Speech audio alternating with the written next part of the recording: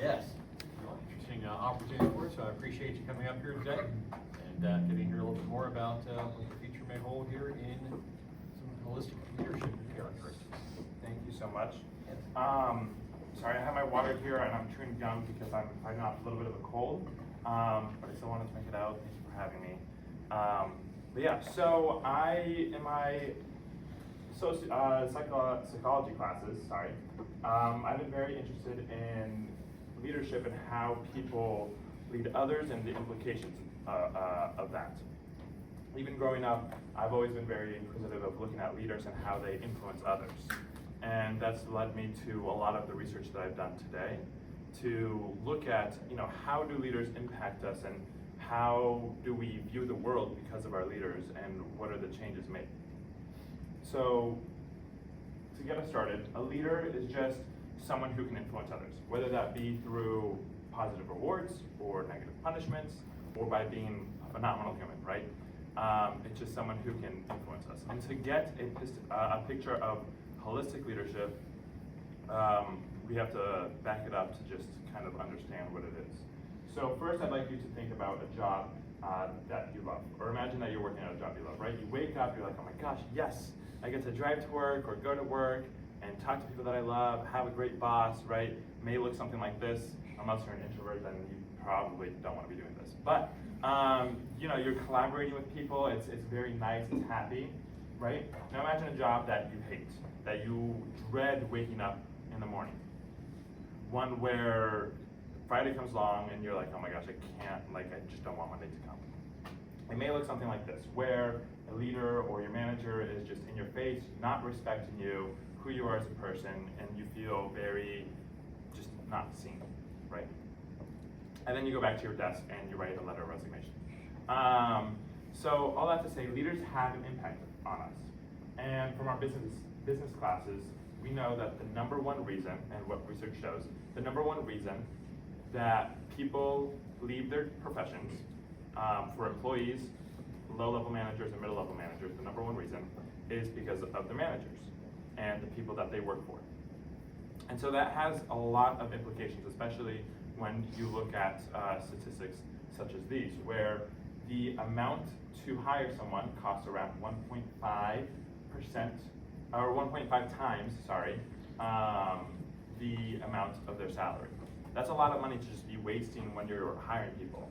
And if the number one reason for people leaving is because of a bad leader, then that's a lot of time and resources being spent to hiring.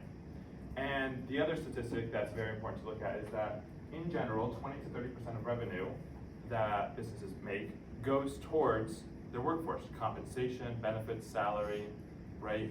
And so, like I said, if you have bad leaders, you have high turnover, you're wasting just a lot of money trying to keep people in and train them and everything. So not only is it good to improve the lives of people, but it's also affecting people's bottom dollar. So, managers make a difference. So some history of leadership theories, how we came about. Of course, leadership has always been ingrained into our society ever since humans formed tribes. But formally, when we started to do research, in the late 1800s, people believed in trait theories, where you're born as a leader, you're like, okay, this person's born, they're gonna be a leader, great. And then data showed, obviously not. So then we moved more into behavioral theories in the early 1900s. This was, people act this certain way, they have these certain traits that they practice, they're gonna be great leaders.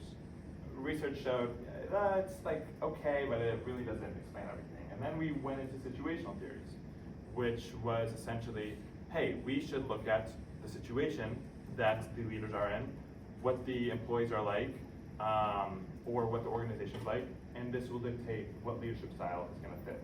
And again, research showed there's some validity, but there's a lot of things that don't work in these scenarios. And so then we have modern theories, a lot of them, such as transformational leadership theory, where that's essentially encouraging people to change and create better change for individuals.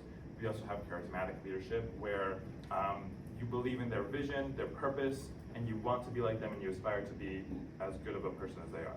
There's also leader-member exchange theory, where it's similar to the situational one, where it's depending on the quality and the frequency of communication and how you interact with people. And there's many, many other theories, such as servant leadership, which is giving other people, putting other people first. Authentic leadership, making sure you are acting as you are. There's spiritual, which is not in the religious sense, but in the purpose sense. And then there's also ethical, which is just making sure you're being moral. And that is a lot to take in. All I want you to know is that there are a whole host of leadership theories. And each one has its own unique, specific focus, but there's also a lot of overlap. And so recently we've seen, it's a bit newer in the past 2 decades, of holistic leadership as a way to kind of combine everything. However, upon doing my research, I found it very frustrating because no one has an agreed upon definition of holistic leadership. It's either holistic leadership that fits all these types of organizations, or holistic leadership that fits, we're gonna meet the organization needs, the person needs, and the leader's needs, and just the needs. And there's many other different definitions, but nothing that encompasses everything. And so upon doing my research, I proposed this definition. An adaptable, human-centered construct that focuses on leading with empathy and flexibility, rooted in the active awareness of all factors that can and do affect a person. So I'll break it down. A construct is, you can't really measure a construct. A construct has several theories that go into it, similar to intelligence or emotions, right? There's different factors of it. You can't just say, I'm great at intelligence, right? There's multiple factors of intelligence, right? Similar with holistic leadership, there's best practices that the research shows to value people first and create positive outcomes. And the all factors part, there's many things that go into human being and what we are affected by. Social psychology is a recent development in the field of psychology, in the sense that we understand that our situations influence us. So, just to speed through some factors, there's personality, right? So if I'm a leader and I'm trying to lead someone with who doesn't care about harmony, right? But then I know I can be a bit mean to them, /cold, just be snappy with them, and they're actually going to enjoy it. Research shows that angry leaders with people who exhibit low harmony, they feel better and they perceive their workload as better. So it's understanding that personality goes with the leadership style. Emotional factors. Did they just have a loved one pass away versus did they just get a promotion, right? Did they get married? Understanding what's going on. There's physiological things. Are they going through something right now? Identity factors. How their identity comes to work and how that plays a factor in the stress that they have. Environmental factors. What the organization is like. What it's set up like. Spiritual factors, like I said before. Not in the religious sense, but in the purpose sense. Why we are doing what we're doing, and the fulfillment that we get from it. There's social factors, and many more. But it's essentially encompassing all of this and using the best practices and tailorizing your leadership style to who you have in front of you for the best outcome. So it's a lot, and I'm not saying, hey, what did you eat today? How much did you get? But no, that's not what I'm saying. I'm saying you understand people, you understand the impact. And so it's essentially an art, right? There's a mix of the analytical side versus the emotional side. We talk about hard and soft skills in businesses. I hate that notion. It's technical and human skills. Technical being, what can you do? What do I know you do? And the human, which is very hard to practice. Our emotions, how we interact with others, and how we create aspirations and productivity. So the implications of holistic leadership, there are a vast majority because, like I said, it's a construct that includes the best practices. So first, it enhances job satisfaction and morale. It also boosts employee engagement, increases productivity and performance, and improves employee retention. This, I'll break it down into a slide. This is a little scary, don't worry. So essentially, we feel good, so our satisfaction, so we feel seen and heard, right? That leads into, it creates energy, so we're like, okay, like I can actually do my work, and I feel empowered to do my work. So then we do our work, and we do good work, right? So we have increased productivity and performance, so we do good work. And that fuels us to continue doing work, good work, because our managers are supporting us and they have our interests at heart. And that overall improves employee retention, which again, like I said at the beginning, is a very big factor for profits. There's also many other implications. It shapes positive organizational culture where people are more collaborative. They feel a sense of psychological safety where they have they feel comfortable messing up in front of people and sharing ideas, right? It also enhances adaptability and change readiness. It also drives innovation and creativity, and there's ripple down effects to customers. So the first 3 points all kind of touch on this ethical, psychological safety aspect of we are a team, we're in this together, my leader has my back, I have their back, and we understand how each other work, and we're gonna work in conjunction with each other rather than in friction, right? And all of this ripples down to the customers, because we're happy at work, we're putting in more effort, right? Either we're hitting the employees more, well, we can hit the employees more, and they can see that we're happy, and that we like our job, and that we like coming to work, and we will care for the customers more. So there's also many implications beyond work. Like I said in the beginning, imagine waking up to a place where you love going to work versus hate going to work. There's a lot of research that shows we cannot separate our home self from our work self. And if we're spending, the standard is 40 hours, right? Some people are working much more than just 40 hours a week.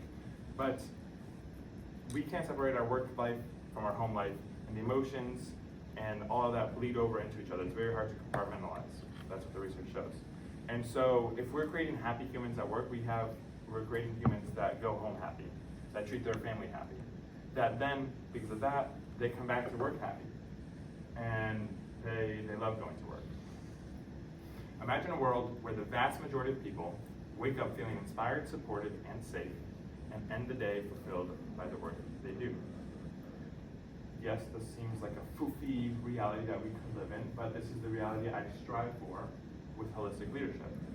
And it's a lot of work on the leaders, don't get me wrong. We have to train them well, and it's possible. It would just take a lot of work. So human connections are a fundamental part of our existence, and they're what drive not only ourselves as humans, but businesses forward into a more competitive and advantageous future. So let's practice it. Thank you.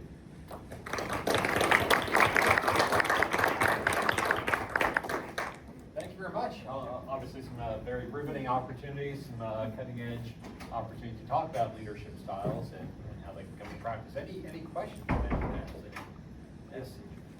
So I don't know anything about this, but I've managed people, people work for me, I work for people. And it seems to me like a lot of people, especially in my experience with having blue collar work, they don't like work, period. They're not inspired, they view it as a burden. So what would be your advice to someone who finds themselves in a position of managing, let's say, a group of people who just leave me alone, I want to do as little more as possible, I'm motivated, of course. So that's an interesting point you bring up. And so there are people that are like, leave me alone, I'm gonna do my work. So there's a leadership style for that as well. And there's also the reality where people just, they see work as a way to live, to pay for their bills and to get by. And so that comes from understanding why you're doing what you're doing. So if you can understand like what motivates them, like if they were to have any dream job in the world, what would it be, what would it entail, how would it be? And if you can kind of understand that and try to infuse that and speak to the purposes, sometimes they could be in the completely wrong industry for what they want to do and why they want to do it. There are those cases. But I'd say if you're working with a whole team, it's very hard because a leader can only do so much inside a company. But I would say you have to kind of understand what their motivations are outside of their job and kind of show them the purpose of their job in creating that. Yes? So, I don't have necessarily a question, but I was adding to that comment. I have another question, but some jobs just aren't dreamy though. Yes. But someone's Correct. gotta do them, so, that's sometimes the kind of the situation that, Yeah. you know, make it the best that you can for that. Yes. But my question was, you mentioned, and I agree, learning about all of the factors that affect people, but how do you go about doing that? And some people aren't very, wanting to share the Right. factors that are Yes. influencing them. They're very, Yeah. you know, tight about that, but, you know, it would be great if we can adapt our style to everybody, but how do you suggest getting that knowledge? Right. And so, like I said, we're not trying to go for all the information, just as much as we can gather in an appropriate manner. So it may mean just like getting to know your employees a bit better, to be like, oh, like what do you do over the weekend, or do you have loved ones at home that you're taking care of? And again, you have to be respectful. You have to know that boundary of what's okay to ask, what's not okay to ask. You're getting to know them kind of as humans, and all that stuff. And another factor is, you know, like I mentioned, sleep, diet, whatever, physiological. You don't really know unless that's disclosed to you. And something I like to try to do is think of, if someone's acting abnormal or subpar, I try to think of all the other reasons before attributing it to them. So essentially, like I'm trying to counteract this, but it's a psychology term. But I forget the term right now. But yeah, I'm trying to think of like what other stuff could be going on, and it's like I said, it's like an art. You're trying to dance with it a little bit. It's like medicine. You can't, you're like, it's probably this, but it could be something else. So it's hard, and that's what's tricky about it. But yeah.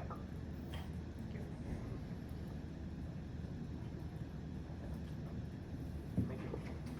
Do you have time, or Yeah, we probably do. how do you feel to be able to do this in higher education, be able to talk about this? Because kind of that question about the blue collar is kind of interesting, because the machines are gonna be doing that work in the next, 50 years. And, these kind of skills are gonna be extremely important especially for the future leaders here in this room. Do you see that we have it, are we not taking the opportunity to teach these things at the college level? So is your question essentially like, should we, / are we teaching these skills to students? Yes, and can we do more? Yeah, I think we can always do more. I think it also starts at Foundation K through 12.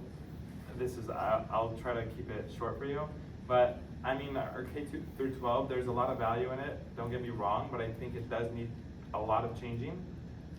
We're much more collaborative as humans. I mean, there's a whole idea that we're so much more connected, but also isolated because of how we built our society with technology. I think we can always be doing more. I think we are not set up in a way to foster the adequate human connections and teach those skills. If it were my way, as part of the core curriculum, I'd have an entire class dedicated to how to interact with people and getting outside your comfort zone in that way. But that's just not, like, we can't do that. It's hard to do it across the entire board. Should we? Yes, for sure. Are we? Not particularly. Yeah. Great, appreciate it. Thank you so very much. Yes, wonderful. Great. So,